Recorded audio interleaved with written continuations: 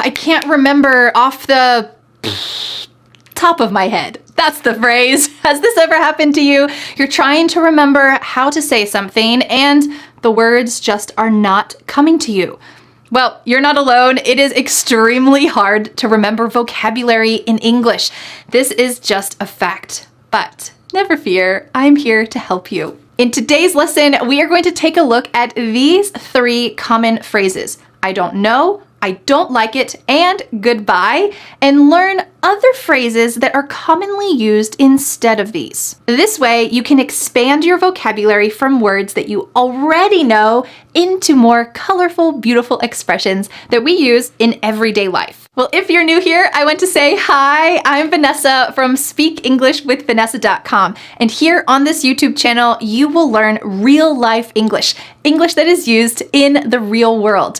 And every week with my free YouTube lessons, I give you a free PDF worksheet. This worksheet includes every expression, sample sentence, definition that you will learn in this lesson. Plus, at the bottom of this worksheet, you will get a bonus quiz. Test yourself and see if you can really understand how to use these phrases in the real world. To get this free worksheet, simply click on the link in the description, enter your name and email address, and voila, just like that, I will send you the free PDF worksheet to your email inbox. And you know something cool? You never need to sign up for my weekly worksheets ever again. I will automatically send them to you. So you sign up once and you'll get them forever. It is my gift to you. So click on the link in the description to get today's free vocabulary PDF worksheet. All right, let's get started with our first lesson. These are vintage Vanessa lessons. The first one is about the phrase, I don't know. You might be surprised that there is a way to say I don't know with no words, just sounds. What? Well, let's watch this video to find out how you can use I don't know. Let's watch. Today, you're gonna learn 20 ways to say I don't know. First, we'll look at some polite expressions that are great for business or professional situations, and then we'll take a look at some expressions that you can use in casual, daily, everyday life. Let's start with the polite expressions. First, there are 5 key tag expressions that you can add to any of these I don't know phrases, and it's gonna help you to sound more professional and more polite. They are, but I'll try to find out, but I'll double check, but I'll look into that, and I'll get back to you, and I'll let you know. Can you guess why these tag expressions are so important? If you just tell someone, I don't know, well, you're not really showing that you care an awful lot, but when you use these key tag expressions, you're showing, I care, I'm gonna do some more research, and I'll let you know what I find out. So we're going to be adding these tag expressions onto all of the I don't know sentences that we're about to talk about so that you can remember them and use them yourself. If someone asks you, is the meeting at 4 p.m.? You could say, I'm not sure, but I'll try to find out. The expression I'm not sure is much softer and kinder than I don't know. So this is really polite to use. If somebody comes up to you and says, we're having a big company dinner next week, can you come? You could say, let me think about it and I'll get back to you. If you said just the sentence, let me think about it, it kind of sounds like, no, I'm definitely not gonna come. But if you add, and I'll get back to you, it feels a little bit more tender, a little bit more thoughtful and polite. If someone asks you, did the marketing team send you their numbers? You might say, I can't remember off the top of my head, but I'll look into it and let you know. This is a great idiom. I don't remember off the top of my head. That means I don't remember immediately. I don't remember right now, but I'll look into it and let you know. You can see how these tag expressions can be combined to be even more polite and give more information. I'll look into it and let you know. With that same question, did the marketing team send you their numbers? You could say, not as far as I know, but I'll look into it and get back to you. This expression, not as far as I know, means that you think the answer is no, but you're not 100% sure. So here, you're just telling them, I'm not 100% sure, but I'm going to look into it and I'll get back to you. Not as far as I know. What were the marketing team's numbers from their report? Well, I don't want to give you the wrong answer, so I'll double check and get back to you. I'll double check. That means that maybe you have some kind of idea about the numbers, but you don't have them right now. So you could say, I don't want to give you the wrong answer, so I'll double check and get back to you. Very polite. Do you know if the marketing team has started their report? Sorry, marketing team, I'm kind of ragging on you a little bit today. Do you know if the marketing team has started their report? You could say, that's a good question, so I'll try to find out. That means I don't know, but I think that your question is valid. That's a good question, so I'll try to find out. Do you know if the marketing team has started their report? I'm not sure if I'm the best person to answer that, but John, the marketing manager, probably knows. Would you like me to ask him and get back to you? In this situation, I'm not the best person to have that information, but you can direct them towards someone who does probably have that information, the marketing manager. You might notice that at the end of this tag question, I said, would you like me to ask him? I'm just kind of offering this out of kindness. Maybe the other person will say, oh no, I can ask him, that's fine. But if you want to just have an extra added polite layer, you can offer, would you like me to ask him? And I'll get back to you. Now let's take a look at some casual daily life ways to say, I don't know. These expressions all have slightly different implications or feelings, so let's talk about each one in detail. Why didn't Sarah come to the party last night? No clue. Not a clue. You don't need to add the tag expressions onto the end of these casual phrases because you don't really need to go out of your way to say, oh, well, I'll find out and get back to you. No, you just simply don't have the information. Notice also the body language that goes with these casual expressions. No clue. Not a clue. You probably shrug your shoulders. That means you raise your shoulders up and down a little bit. No clue. You might even put your hands up like this. Not a clue. You might even kind of wave your hands away to say, nope, not a clue. Why didn't Sarah come to the party last night? Sorry if your name's Sarah, I'm going to be using your name a lot. You might say, I don't have the faintest idea. This means it kind of implies that you don't know, but also you don't really care. The word faint means that something is difficult to see. So if your pen doesn't have much ink in it, the writing will be faint. The words on the page will be faint. So in this situation, you're saying, I don't have the faintest idea. That means my ideas about where Sarah was are very faint. I don't see them. I have no idea. Why didn't Sarah come to the party last night? I haven't the foggiest idea. It's the same idea as faintest idea. We're using the root word fog or foggy. Sometimes in the morning there's a fog outside and it's tough to see. It's difficult to see because of the fog. In the US, this expression feels a little bit British, like something that Sherlock Holmes might say. So we usually say it with a little smile. And you'll also see people drop the final word and say simply, I haven't the foggiest. But you need to say it with a little humor. I haven't the foggiest, kind of with a silly little tone in your voice because it doesn't feel exactly serious. It feels a little bit funny. Interestingly enough, even though we say, I haven't the foggiest idea, or I haven't the foggiest, we don't drop that final word with the previous expression. I don't have the faintest idea. We never say, I don't have the faintest. I don't know why. Sometimes English is a little weird. Who knows? Who cares? Which is an expression we'll talk about in just a minute. Why didn't Sarah come to the party last night? How should I know? This expression, how should I know, is a little defensive. Maybe Sarah is your ex-girlfriend and your friend expects you to know where she is, but you don't know where she is. So you could say, how should I know? It's a little defensive, so make sure that you use it in the right situations. If your car breaks down and you're sitting in the lobby of the mechanic shop and your husband calls you and says, how long do you think the mechanic is going to take? You might say, beats me. This is really casual, but it's perfect for this situation because you have absolutely no idea when the mechanic's going to be done. You're kind of a little annoyed too because no one wants to sit in the mechanic's lobby for hours and hours. So you might just say, beats me. With that same question, how long do you think the mechanic is going to take? You might say, I wish I knew. Do you see that tone in my voice? Kind of sad, kind of wistful. You might add a sigh. I wish I knew. How long do you think the mechanic is going to take? Who knows? Do you hear that tone in my voice? It's a little bit upset, maybe a little bit angry. You might even roll your eyes a little bit.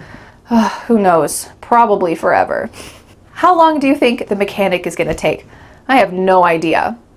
Okay, maybe you have some idea, not 3 minutes, not 3 days, but you don't have a specific amount of time that he's going to take. So you could say, I have no idea.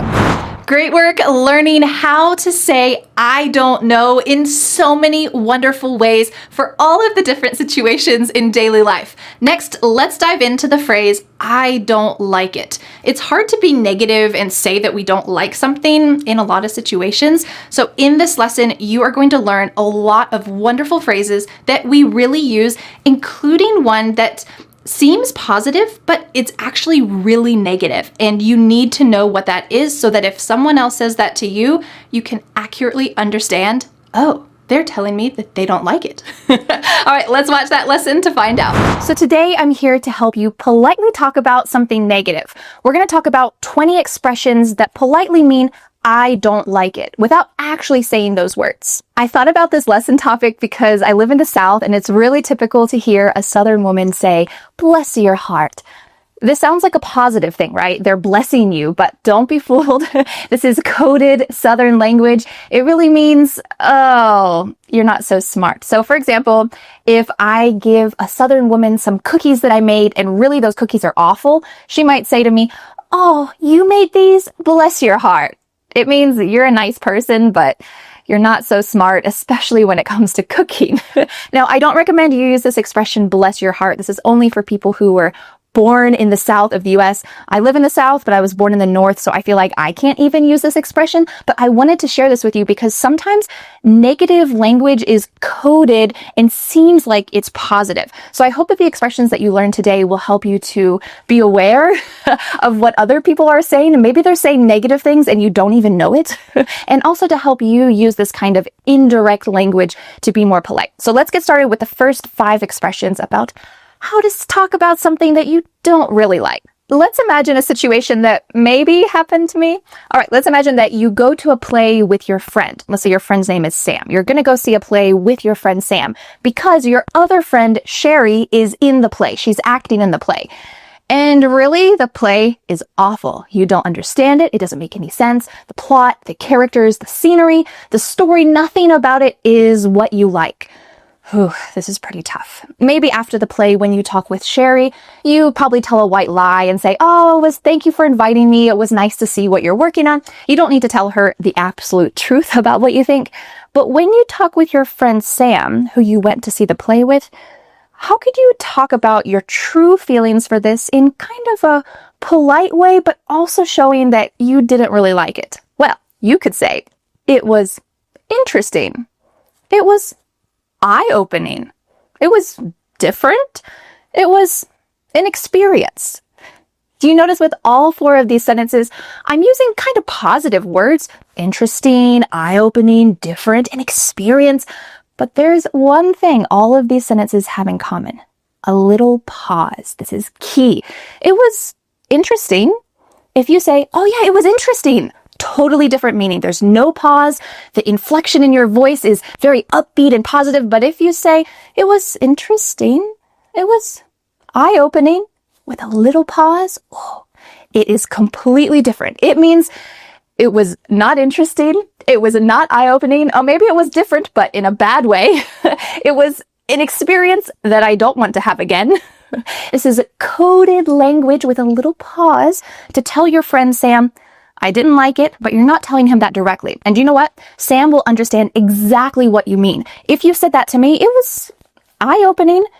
I will understand exactly what you mean. I'll understand that it wasn't your type of play. You didn't like the plot, the characters, but you want to still be polite. You don't want to say, oh, that was terrible. That was the worst 2 hours of my life. Maybe you don't want to tell me that. So instead, you'll use one of these paused expressions. You might hear these kind of pauses used with other positive words, but I feel like these 4 are probably the most common that you'll hear. You might hear this in TV shows and movies, and I hope you can use it too when you experience something that maybe you don't really like. If you want to be a little bit more direct, you could add to the end of those sentences, if you know what I mean. So you might say, it was an experience, if you know what I mean. This is much more direct.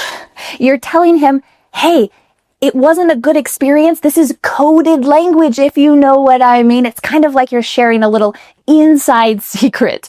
So if you add this to the end of your sentence, or if you hear someone else say that, it means, well, what you heard is not exactly what I mean. I mean something different. There's another underlying meaning here. It was eye-opening, if you know what I mean. Like, wow, my eyes were open to all of the terrible plays in the world. Oh. You're not saying those directly negative sentences, but it's helping your coded sentence be a little bit more direct. Now let's go on to talk about 13 ways that you can say, I don't want it, or I don't like it, in a polite way. Almost all of these sentences can be turned to be positive as well. Let's imagine the situation that happens to me all the time. Let's imagine you go to a restaurant with a friend and your friend orders a beer and says, want to try it? So you take a little sip, but you don't like it. How can you express that to your friend without saying, I can't believe what you're drinking. That's so gross. How could you drink that? Maybe that's what you're thinking. So how can you say it a little bit more politely with also telling them, I don't like it? You can say, I'm not really into it. In this sentence, it is the beer. I'm not really into this beer. If there's something plural, maybe there's a music group that your friend wants you to listen to and you don't like them, you could say, I'm not really into them. You can change that last pronoun. Why did I add really here? I'm not really into it. Well, this helps actually to scale it back, to be a little bit less strong.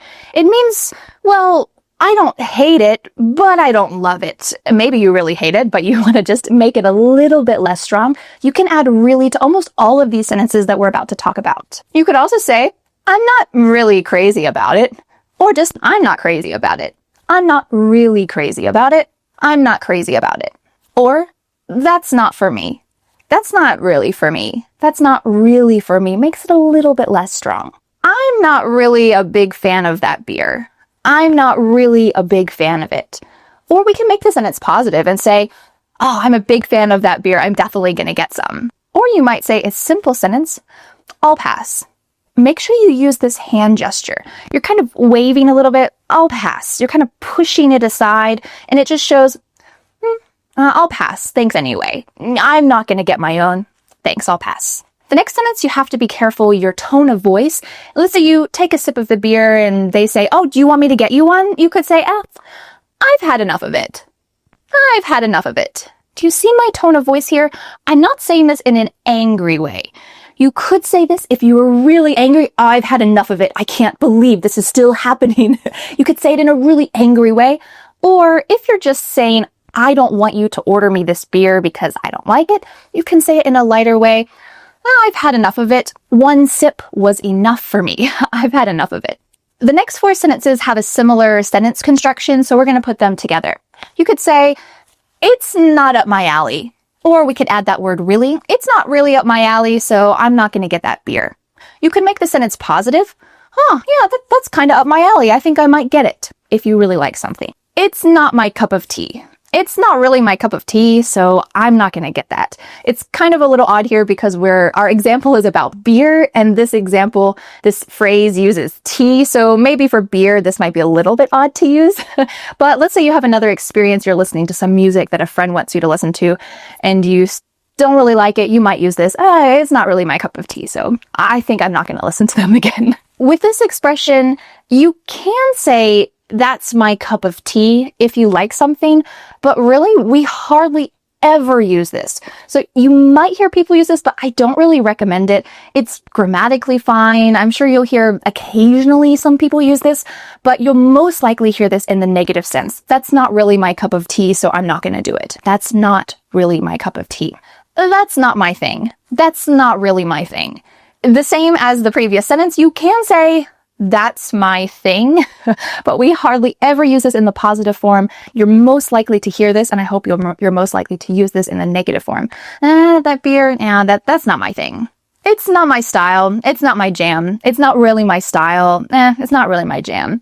These two are slang expressions, so if you're talking about something casual, this is fine to use. That's not my style. Doesn't mean it has to be about clothing. Could just be a type of thing. That's not really my style of beer. That's not really my style of thing. I'm not a big fan of it. Let's imagine that situation where your friend lets you drink their beer and they've been talking about how amazing it is. Oh, I can't wait to go to this restaurant for you to try this beer. It's just mind-blowing. It's incredible.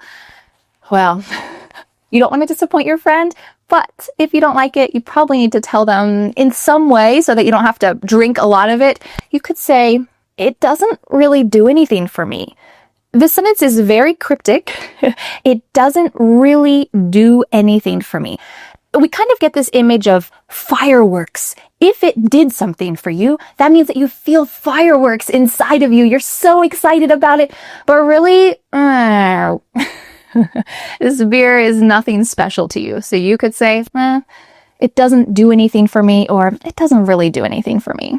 You could say, I don't really care for it. I don't really care for it. I know you really like it, but yeah, it's just not my thing. I don't really care for it. If that beer is an imperial stout, a really heavy beer, you might say, yeah, I'm not really an imperial stout person, or I'm not really a beer person.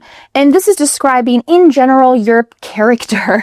I'm not really a dog person. I'm not really a cat person. I'm not really, you could put almost any category in there.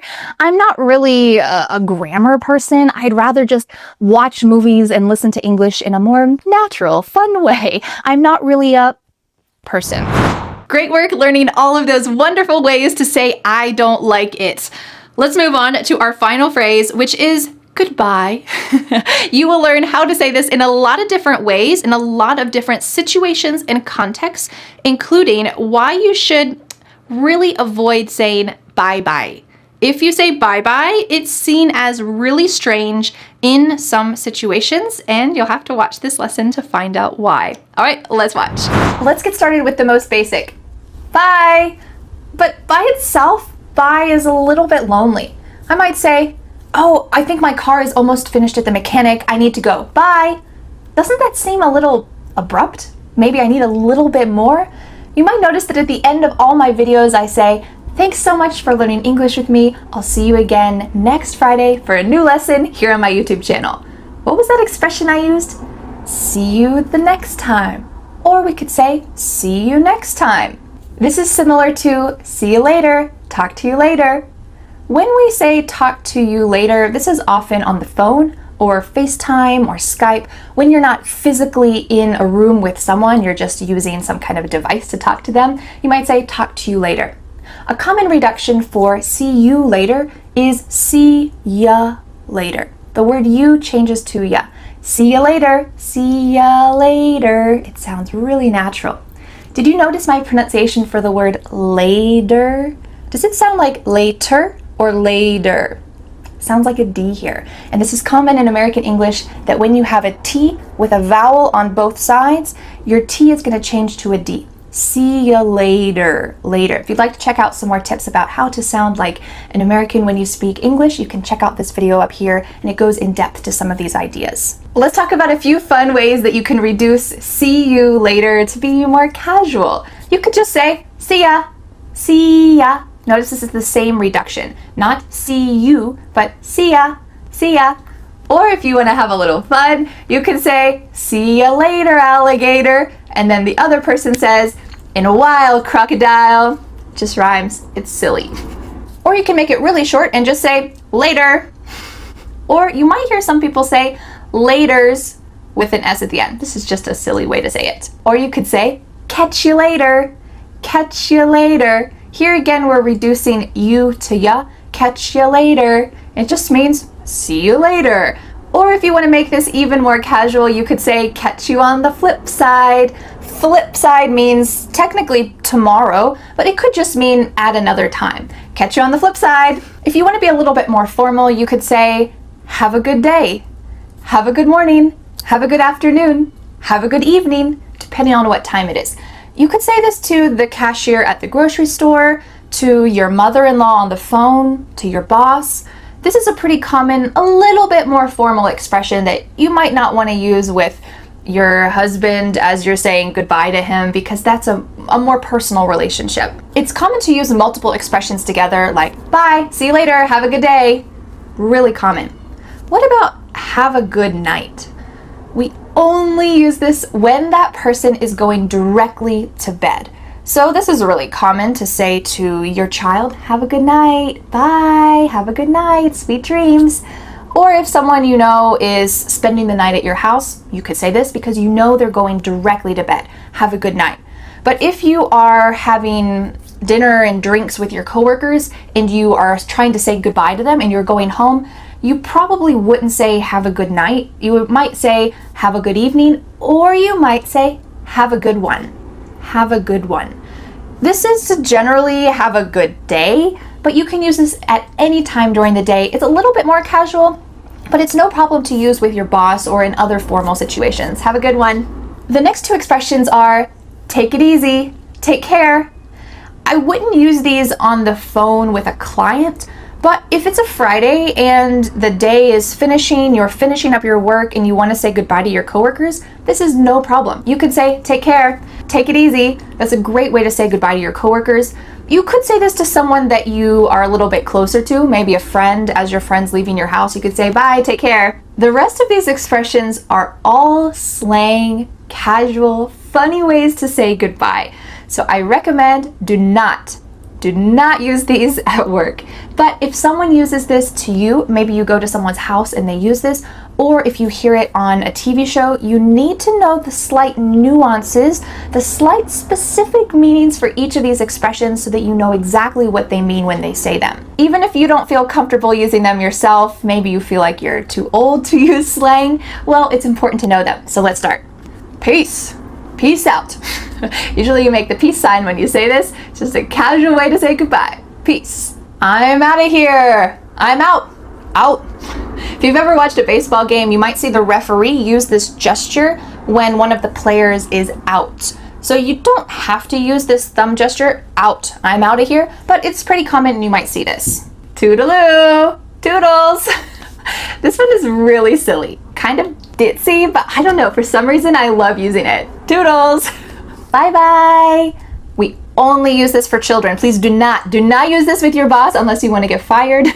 If you have small children or if you interact with small children, you might hear other people say, bye-bye. That's really common. I think that we often repeat things 2 or 3 times in expressions with kids to help them remember it. So when you say bye-bye, it helps them to kind of remember that expression. The next 3 expressions are in Spanish and French, but we use them in really specific situations that might not be used in their original language. The first one is hasta la vista, baby. If you use this, make sure you do that waving gesture, hasta la vista, baby, and you use that same tone of voice, baby.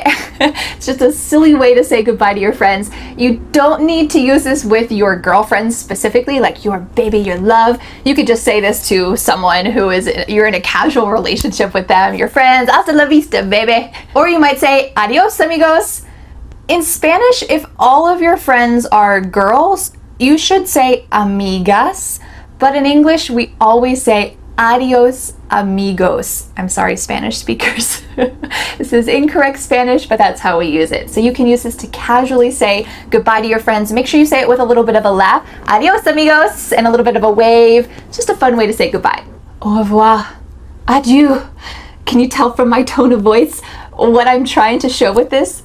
A great word to describe it is melodramatic. You're just trying to be over dramatic. You're pretending that you won't see your friends for a really long time, but really you probably will. So let's imagine that you're having a dinner party and it's time for you to go. You might say, au revoir, adieu. It's so serious, and make sure you have that serious tone of voice, but it's just a joke. You're just being over dramatic. Farewell. This also has that same melodramatic feel. You're pretending that you're going off to war and you won't see your friends for a long time, but really you're just going to your house. So you can say, farewell. Until next time. Until the next time. We use this to have a fake formal feeling. We don't use this in formal situations. The only time we use this is to have a fake formal feeling. So let's imagine that you're at that dinner party with your friends and you're leaving. You might say, until the next time, kind of pretending that you just finished a serious business meeting and you're telling them, continue the good work, my friends, until the next time. Great work learning all of those wonderful ways to say goodbye. Unfortunately, now it is time to say farewell. Adieu. I will see you the next time. So thank you so much for learning English with me. The next step is to make sure that you download the free PDF worksheet so that you can really remember all of the phrases that you learned for I don't know, I don't like it, and goodbye. This worksheet includes all of the vocabulary, all of the scenarios so that you can use these in the best possible circumstance. Plus, at the bottom of the worksheet, you can answer the bonus quiz. This will test you and see if you can really remember how to use these expressions at the right time. Simply click on the link in the description to download the free PDF worksheet, enter your name and email address, and voila, just like that, the worksheet will land in your email inbox. And you never have to sign up for my worksheets again. I will automatically send them to you every single week. Hooray! This is my gift to you. So click on the link in the description to get your free PDF worksheet today. And in conclusion, thank you so much for learning English with me. It is a privilege to be your English teacher. I hope you have a wonderful week, and I will see you again next Friday for a new lesson here on my YouTube channel. Bye! But wait, do you want more? I recommend watching this video next, where you will continue to level up your vocabulary so that you can express yourself completely, including how to use the word stab in a positive way. In fact, you want to do it. What? Well, you'll have to watch that video to find out, and I'll see you there.